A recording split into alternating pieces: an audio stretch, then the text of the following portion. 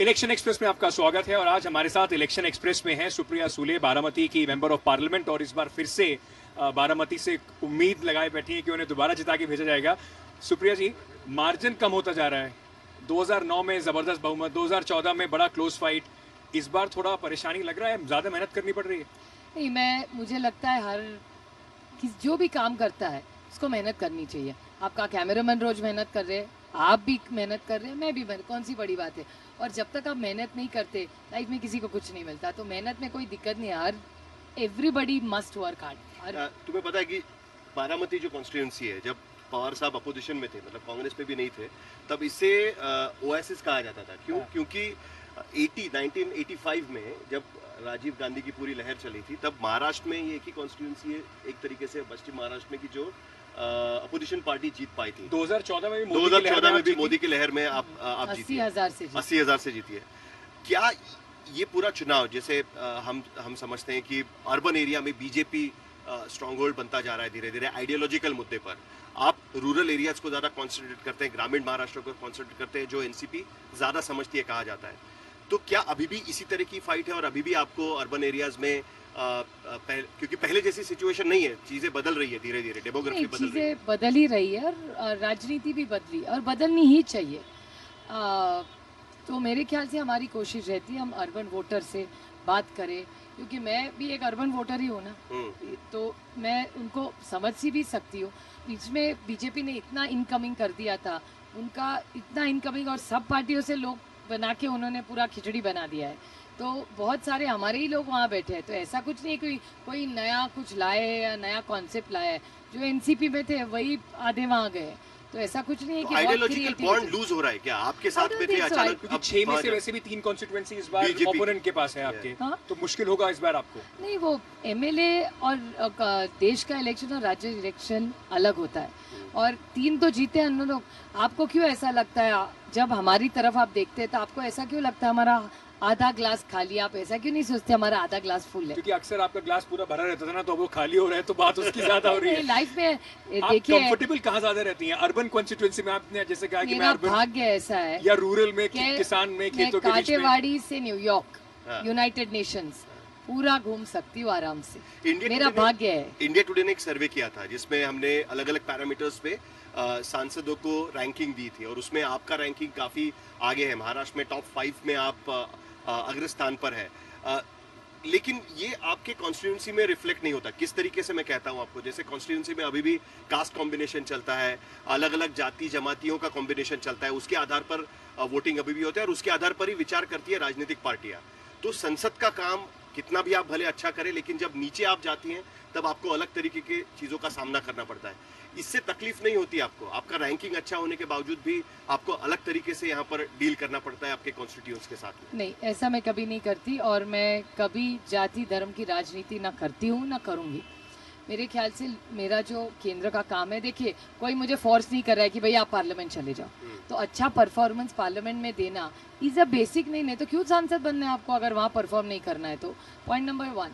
और point number 2, ऐसी चीज़ें बहुत समाज में सुनने मिलती है, लेकिन मैंने 2 ही इलेक्शन में हमेशा देखा है कि सिर्फ जात धर्म लेके वोट नहीं करते लोग, काम देख के भी वोट करते आ रहे हैं, और मेरे ख्याल से इस बार भी वही होगा, मेरे यहाँ भी होगा और बाहर भी होगा। एक सवाल सिर्फ हमें राज ठाकरे पे पूछना चाहिए कि आज इनके चुनाव क्षेत्र में उनकी रैली है, हमने राज ठाकरे की रैली जबरदस्त रैली थी, हमने यहाँ देखा, कोल्हापुर के पास देखा। आपके लिए कैंपेन कर रहे हैं क्या? मेरे लिए नहीं कर रहे, लेकिन इस सरकार के खिलाफ कैंपेन कर रहे हैं। फायदा आपको होगा? लाइफ में सब चीजें फायदे या टोटे के लिए नहीं कर जाती। लाइफ में पड़ता है। नहीं, ऐसा नहीं, you have to do for the right thing. ऐसा थोड़ी है सब फायदे के लिए करेंगे तो हम लोग क्या बिजनेस चला रहे हैं?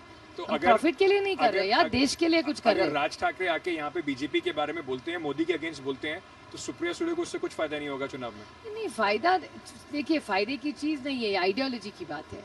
उनको अगर लगता है कि नोटबंदी से आम आदमी पिट गया, तो क्या गलत है उसमें? मोदी जी का और आपके पिताजी का रिलेशनशिप, दोस्त हैं, दुश्मन हैं, प्रतिद्वंदी हैं, समझ में नहीं आता है। कभी मोदी जी उनकी तारीफ कर देते हैं, कभी कहते हैं कि शरद पवार के बड़े हुए हैं, उंगली राजनीति सीखा है, कभी कहते हैं इनसे चोर पार्टी कोई नहीं है। तो समझ में नहीं आता और कि आजकल रिलेशनशिप कैसा है। आजकल तो ऐसा है कि महाराष्ट्र में आने के बाद राहुल गांधी से ज्यादा वो शरद पवार पर बोलते हैं टारगेट कि कर रहे यहीं से शुरू होगा, बारामती से एनसीपी को खत्म करने का मिशन यहीं से शुरू होगा। ये उनकी सोच है, और ऐसे सोच या पार्टी किसी से कहने से ख़त्म नहीं होती। और मेरे ख्याल से उनका जो व्यवहार है, उनके मन में क्या है, उसका जवाब वही दे सकते हैं। लेकिन मैं, आपने एक पूछा कि हमारे दुश्मन, हमारे तरफ से हमारे लिए कोई भी दुश्मन नहीं है। हमारी आइडियोलॉजी, हमारे विचार अलग सोच सकते हैं, लेकिन हमारी हमेशा संस्कृति ऐसी रही है, हम सबसे मिलजुल के रहते हैं। और महाराष्ट्र के संस्कार ही ऐसे हैं। अभी ठाकरे फैमिली का और हमारे फैमिली की 50 साल की दोस्ती है। प्रमोद जी जब जिंदा थे तो मेरे फादर और उनकी बहुत चर्चा थी कि कितने अच्छे ये दोस्त हैं। और आज देखिए आप, देश में किसी जो एनडीए के भी एलाइज है, वो भी हमारे अभी बादल फैमिली और पवार फैमिली की 30-40 साल की दोस्ती क्या वो है। बदला है अब? प्रधानमंत्री मोदी और अमित शाह के आने के बाद बदला है? क्योंकि पर्सनल बैटल हो गई है क्या? बड़ी व्यक्तिगत लड़ाई है ये। वो बार बार यहाँ पे महाराष्ट्र में भी जो मिनिस्टर्स है वो कहते हैं कि मोदी जी ने बोला है कि बारामती में तो जीतना ही जीतना है। अमित शाह भी यही कहते हैं कि इस बार सुप्रिया सुले को हराना ही हराना है। क्या ये बदल रहा है? नहीं, ये तो मैंने पहली बार एक ही इलेक्शन में इतना पर्सनल अटैक देखा है। और वो करते रहे पर्सनल अटैक, हम लोग काम करते रहेंगे, क्योंकि मुझे नहीं लगता कि किसी ने कीचड़ फेंका तो हमने कीचड़ फेंकना ज़रूरी है। और ये हमारी संस्कृति में नहीं है। हमारी संस्कृति में जो भी है, अगर आपका और मेरा अलग, आप बोले नहीं मुझे ब्लू कलर अच्छा और मुझे लाल करे, उसमें दिक्कत क्या है? आप तो मेरे दुश्मन तो नहीं बन सकते। इसलिए और एक हिंट मुझे नजर आती है, खास करके क्योंकि पहले ऐसा था कि कांग्रेस बिग ब्रदर था महाराष्ट्र में, कांग्रेस एनसीपी अलायंस में। अब जिस तरीके से नरेंद्र मोदी शरद पवार और एनसीपी को टारगेट कर रहे हैं, कहीं सिचुएशन बदल तो नहीं गई है कि अब उनको लग रहा है कि एनसीपी सबसे ज्यादा खतरा है, उन्हें टारगेट करो? क्योंकि पिछले लोकसभा चुनाव में एनसीपी का परफॉर्मेंस कांग्रेस से बेहतर था और असेंबली में भी कैसा चल रहा है? कई जगह पे सुन रहे हैं कि जमीन पे लड़ रहे हैं, आपके पंजा और घड़ी का लड़ाई चल रहा है। नहीं, हमारे यहाँ कोई लड़ाई नहीं चली, बहुत अच्छा चल रहा है। लड़ाई कहीं और देखिए, आप ही लोगों की चैनल में मैंने देखा काफ़ी लड़ाई मारपीट वगैरह। ये बहुत दुख की बात है। मैं नहीं चाहती कहीं भी मारपीट हो, क्योंकि ये राजनीति है। हम आर्ग्यू कर सकते हैं, हमारे विचार अलग हो सकते हैं, लेकिन ये दुख की बात है कि लोग फिर इसीलिए हमारी तरफ से, और मैं पूरा फ्रेटर्निटी के लिए बोल रही, खुद हमारी पार्टी के लिए, किसी भी पार्टी में मारपीट हो तो लोग क्या कहेंगे हमारे बारे में? अगर आपके चैनल में एक बार ऐसे हो गया तो सब बोले अरे सब चैनल वाले ऐसे हैं। ऐसा नहीं होता। तो मुझे दुख होता है जब ऐसी कोई मारपीट या ऐसी किसी भी पार्टी में हो, वो नहीं होनी चाहिए। मोदी जी के सामने किसको देखती हैं आप जो चैलेंजर है? राहुल गांधी चैलेंजर है, ममता बनर्जी चैलेंजर है, शरद पवार चैलेंजर है, कौन है चैलेंजर? नहीं, बिल्कुल दीदी तो है ही, राहुल जी भी है, बहुत सारे चैलेंजर्स है। तो आपको लगता है कि एक उनके लिए एक ऐसी क्या समीकरण बन सकता है कि वो प्रधानमंत्री पद के दावेदार हो जाए? नहीं, वो प्रधानमंत्री के दावेदार हैं। हमारी पार्टी छोटी है, हम इतने सीट भी नहीं लड़ रहे, तो इस हिसाब से कैसे हम लोग दावेदार बन सकते हैं? लेकिन सबको साथ ले जाने की कोशिश हमारी हमेशा पवार साहब की रही और आगे भी रहेगी। राहुल गांधी की लीडरशिप को आप कैसे देखती हैं? लगता है कि चैलेंजर बन के उभरे हैं प्रधानमंत्री मोदी जी के लिए? बिल्कुल, राहुल जी बहुत मेहनत करते हैं। उनके विचारों में बहुत क्लैरिटी दिखती है जब वो भाषण भी अभी करते हैं, और पार्लियामेंट में भी हम लोग साथ ही बैठते हैं, तो हमेशा बहुत चीज़ों के उनका पॉइंट ऑफ व्यू क्या है, चर्चा भी बहुत अच्छी है। और मैं देख रही हूँ देश में बहुत ज़्यादा मेहनत वो सारी कांग्रेस पार्टी आज कर रही है। आप जो महिला पार्लियामेंटेरियन उनके बारे में काफ़ी बात करती हैं, जो रिजर्वेशन बिल है उसके बारे में भी आप बड़ी वोकल हैं। प्रियंका गांधी ने अभी राजनीति में, सक्रिय राजनीति में अपनी एंट्री करी है। सब लोग बात कर रहे हैं कि एक कॉन्टेस्ट तो वही होगा वाराणसी में, प्रधानमंत्री मोदी वर्सेस प्रियंका गांधी। सुप्रिया सुले क्या सोचती हैं उसके बारे में?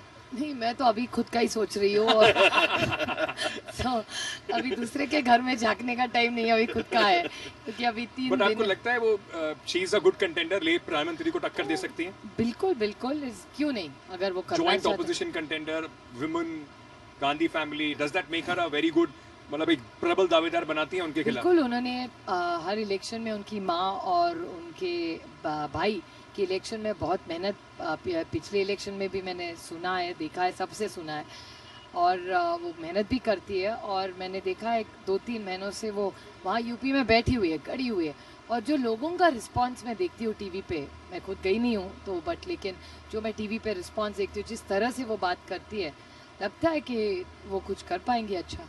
आखिरी सवाल, आपका मार्जिन इस बार ऊपर जा रहा है, नीचे जा रहा है, और महाराष्ट्र में आपका क्या प्रेडिक्शन है, क्या होने वाला है? क्योंकि फिर बाद में आके मैं आपसे पूछ सकता हूँ ना कि आपने ये बोला था, बिल्कुल ऐसा बिल्कुल नहीं हुआ। प्लीज पूछिए, और अच्छा ये रिकॉर्ड हो रहा है। कांग्रेस और एनसीपी का परफॉर्मेंस इस बार बहुत अच्छा होगा। नंबर्स नहीं बता सकती, आज एक फेज चल रहा है, चारों फेज होने के बाद एग्जैक्ट नंबर थोड़ा अंदाज चलेगा। फर्स्ट फेज का क्या है आपका कैलकुलेशन? हमारा परफॉर्मेंस अच्छा होगा, हमारी तो एक ही सीट है, वो तो आएगी, और कांग्रेस की 3-4 तो आनी चाहिए। एनसीपी ज्यादा ठीक कर रही है कांग्रेस से? नहीं, हम दोनों ही ठीक कर रहे हैं। और आपका मार्जिन बढ़ रहा है क्या? भी इंशाल्लाह कोशिश तो कर रहे हैं, मेहनत तो पूरी कर रहे हैं। मेरिट पे अगर पास हो गए, पूरा काम देखा अगर ने, तो मैं मेरिट लिस्ट में पास हूँ। चलिए, पार्लियामेंट बहुत-बहुत- में तो मेरिट में पास हो गई। एग्जैक्टली, बेस्ट अभी मेरे पार्लियामेंट्री का voters- अवार्ड मिला आपको। मेरे बहुत बहुत वोटर्स भी शुक्रिया मुझे करे। हमसे बात करने के लिए, इलेक्शन एक्सप्रेस पे आने के लिए, हमें Thank समय you. देने के लिए, क्योंकि बड़ी जबरदस्त कैंपेन में आप पूरे दिन उलझे हुए हैं, उसमें समय निकालने के लिए बहुत बहुत शुक्रिया। थैंक यू, आभार।